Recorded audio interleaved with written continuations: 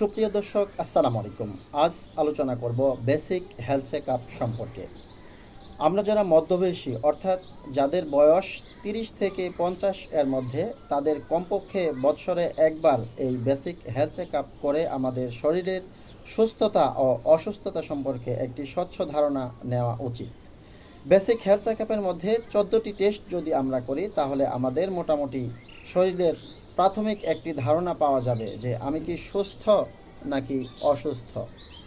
এই 14টি টেস্টের মধ্যে প্রথম 1 নাম্বার টেস্ট হচ্ছে সিবিসি, অর্থাৎ কমপ্লিট ব্লাড কাউন্ট। এর মাধ্যমে প্লাটিলেট, হিমোগ্লোবিন, ডাব্লিউবিসি অর্থাৎ ব্লাডের মধ্যে ক্যান্সারে কোনো জীবাণু আছে কিনা এ বিষয় সম্পর্কে তথ্য পাওয়া যাবে। নাম্বার 2, ব্লাড সুগার ফাস্টিং অথবা র্যান্ডম।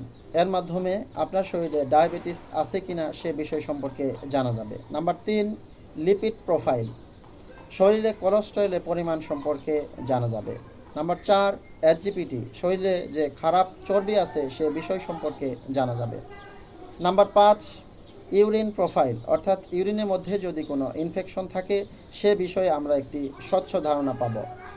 ইউরিক অ্যাসিড, শরীরে ইউরিক অ্যাসিডের পরিমাণ সম্পর্কে ধারণা পাওয়া যাবে। টিএসএইচ, থাইরয়েড সম্পর্কে একটি স্বচ্ছ ধারণা পাওয়া যাবে। নাম্বার 11, ব্লাড গ্রুপ, অর্থাৎ আমাদের সকলেরই ব্লাড গ্রুপ সম্পর্কে জানা প্রয়োজন।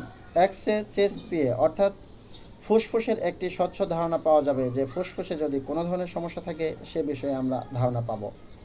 আলট্রাসাউন্ড হোল অ্যাবডোমেন, এই আলট্রাসাউন্ডের মাধ্যমে আমাদের পেটে যদি কোনো ধরনের সমস্যা থাকে এই বিষয়ে একটি স্বচ্ছ ধারণা আমরা পাব।